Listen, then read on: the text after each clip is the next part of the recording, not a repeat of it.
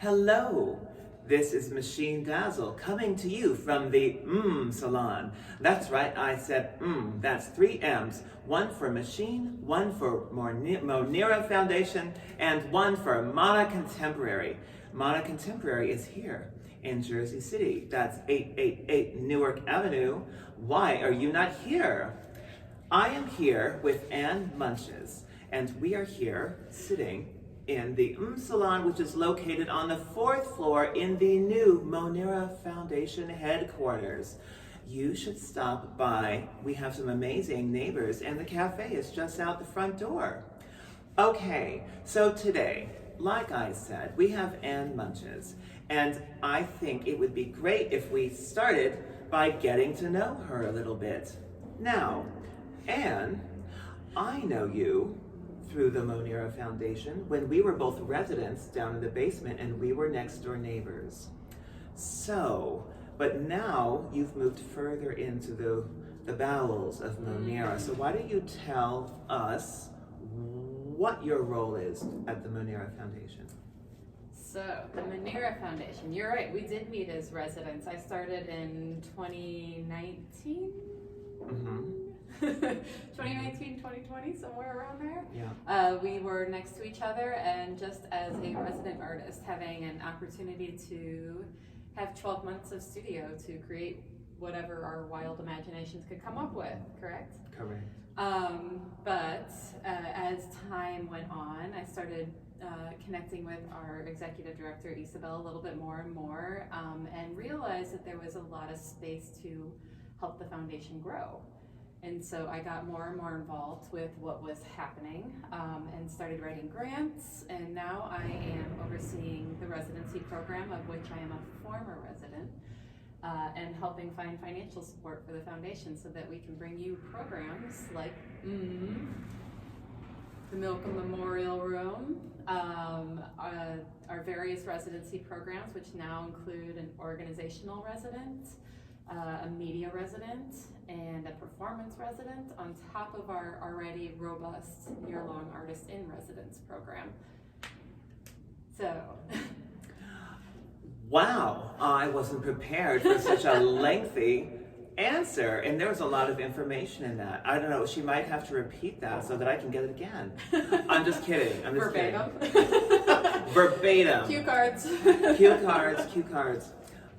So, Ann, when we were baby resident, next door neighbors downstairs, I remember you would keep your door open and I could see what you were doing, and I thought it was very fascinating. There was lots of black and white, and it was there's like lots of details and minute things, big things. I don't know, I was fascinated.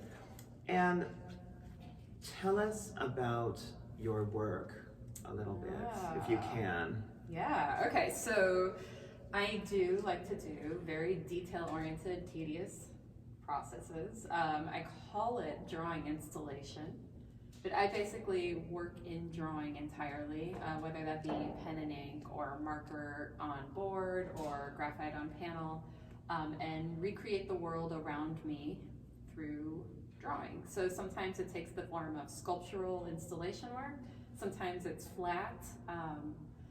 I'm very responsive to the world that I'm occupying, so for me it's a lot about interpreting life in Brooklyn right now, but part of the work that you saw growing when we were residents was from me processing living in New Mexico for a little bit, and I was recreating a desert, like plant by plant. So I work in black and white, although I did recently begin adding neon pink in because why not? Why not? Why not? Why not? But Emily, could you hand me that neon pink tutu? Just throw it perfect in. opportunity. Do it. Yes, Emily's here. She's helping. If you think we can do this alone, you're out of your goddamn mind. Oh, look. Yes. Don't you feel better? I do. Yay. Actually, Neon this pink. feels Oh. like the perfect addition to it. I'm black and white ensemble. I'm sorry to make you wear that before. Well, you're wearing it now. At least partially. So and I've seen pictures, I've seen the work, and it is very fascinating. And it's like that. It's must take so much time. It does, but there's two things to this. Well, maybe three. One is there's like this deep love of drawing, and so like the act of making the marks is like an act of love for me. So like even though the drawings take a long time and there's like a lot of layering and everything is incredibly detailed and repetitive and tedious, it's like the act of putting the line onto an object or onto the piece of paper is just like, it is a deeply satisfying feeling for me. And then the other thing is that like, it helps me understand my world better. So with every mark that I'm able to lay down on an object or on a piece of paper, I know that thing better than I ever could have known before. It's not the simple act of viewing, it's the act of like viewing and feeling. And there's something between those spaces that really gives you like this intimate connection to things around you and makes you feel like you're a part of it too. Interesting. So I like that. Okay, so yes, there's the board, the canvas, the paper. In terms of objects, what's the most unusual object that you've ever drawn on? Oh, that's such a good question. I have no idea, but I could tell you what some of my favorites are. Let's do that. I've been recently recreating a street of Brooklyn, specifically one that I live by over in Bed-Stuy. And there's this thing about where I live, and basically in New York anywhere, where like people just put out a lot of stuff, right? You can collect an entire household of goods because of the things people throw away in this city. But I love in that process the free box. People will put out a cardboard box that says free, and it's like finding a treasure. And so like I started building these things, but like when I got to draw my own free box, it felt like I was creating my own treasure for the first time. I love that. And it's true, this is definitely a very urban thing. If you're watching this from a non-urban place, you might not know what the free box is, although you can imagine what it is, I'm sure. I see free boxes all the time in Brooklyn. I mean, I also make sure to keep objects like skulls on hand and spiders and other weird accoutrement that you just never know where it will fit in. Do you take commissions if I give you an object, will you draw on it? Actually, I just did my first commission. So I don't know why this never occurred to me before, but it's a brilliant connection for me supporting myself in my practice. I had a curator ask me if I would, you know how they bronze baby shoes? So instead of bronzing it, we encased it in drawing, basically. So I transformed her son's shoes into a drawing object. I was like, that's a really good idea. It's interesting. I mean, you do create worlds, and I almost feel like all these, your worlds almost, they want their own little characters to exist in them. It's like, there is like a cartoon-like quality to them, if you want it to be, but I guess, have you ever thought about animation? I have. I actually, you know what's really funny? I didn't go into animation because I thought it was too tedious. What sign are you? I'm a Scorpio. You're a Scorpio. I just had my birthday. When? On the 2nd. Oh my God! Happy belated birthday. Thank I mean, did I know that? I don't think I knew that. No, I don't. I didn't know that. Except for this moment. That's a fairly, well, I guess it's not so, it's kind of an early Scorpio. I was wondering if there was like some Virgo in there. I wonder what your rising is. I have no idea. We're gonna do that later. Stay tuned. We'll add it later with like a little aside. Oh my God, what else can we talk about? There's so much more that we can talk about. So like right now the weather is really changing. I woke up and it's like, okay, this is the coldest day of the year so far. Did you feel that? It's like, it's cold today. But it's not windy today, so it doesn't feel as miserable. Oh, I mean, I love a gentle breeze through my tentacles. Of course. How do you get that great flow? Well, you know, sometimes you ask and you shall receive. I have learned to ask and you shall receive. So, who are your influences? I know artists get this all the time. I get asked this all the time, but it's always interesting, and it's not always what you think, and it's not always necessarily art that is similar to yours. So do you have any influences in particular? I would say in this case it is art that is similar to mine. Well, I have tentacles for hair. What do I know? Okay. I would say The two biggest influences would be Shel Silverstein. I love Shel Silverstein. How could you not? Oh my gosh. And Edward Gorey.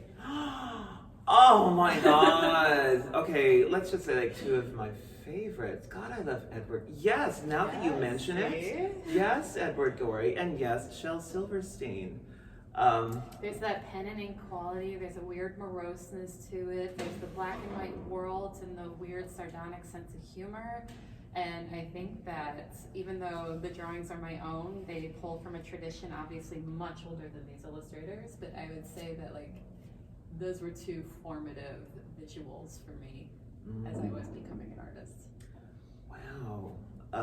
I think of that one Shel Silverstein poem, the lumps of cream of wheat, you know, like it was the stack thing, where the sidewalk ends. I think that's what it is, where the sidewalk ends. And I can remember the black and white drawings in it. And see, I was just inspired to dig back into my past. I don't know what's going to happen after this interview, but you know, just if I don't make it to the next one, I might have reached the end of the sidewalk, just so you know. I'm just kidding, I'm just kidding. Or you would have been eaten by a boa constrictor. Right, oh my god.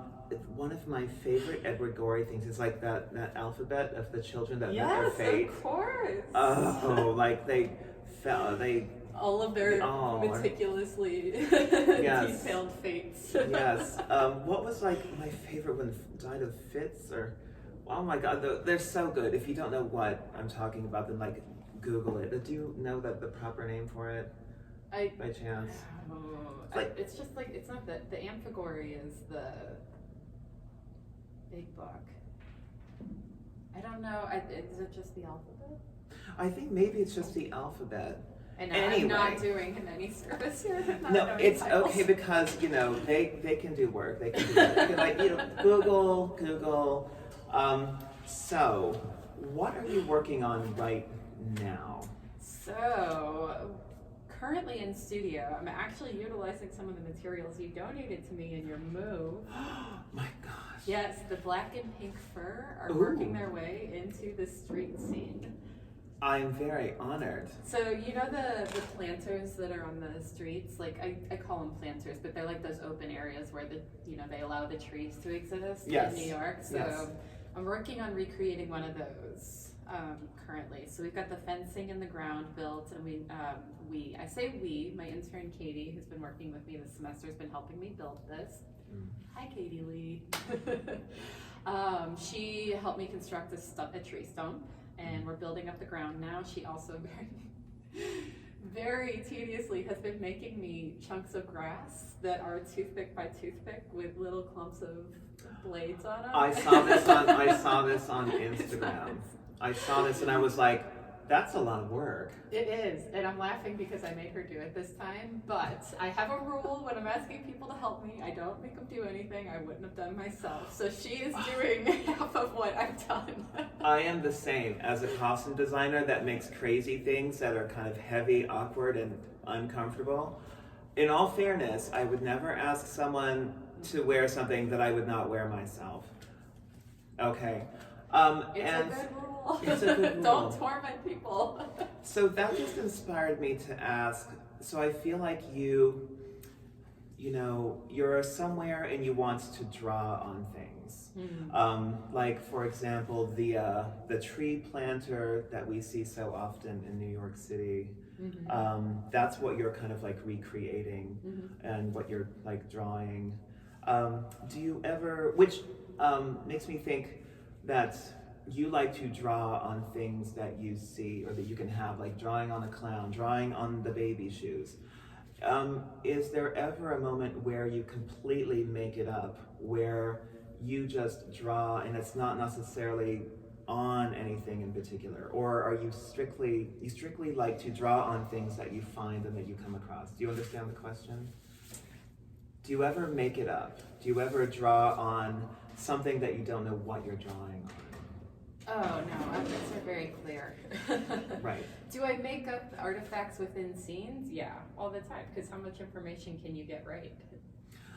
I don't know. I mean, is it about getting it right? I mean, I don't know, but Well, it is to a degree. I mean, I want that like sort of authenticness of this now moment. So like, you know, if I'm going to include graffiti or you know, like stickers people put up, I actually draw those pretty faithfully because it sort of dates a time and place because that's this moment. And in 5 years, that's going to feel like a really long time from now, and all of that information is going to be gone. And like, so in some ways, it's like time capsuling things too. right.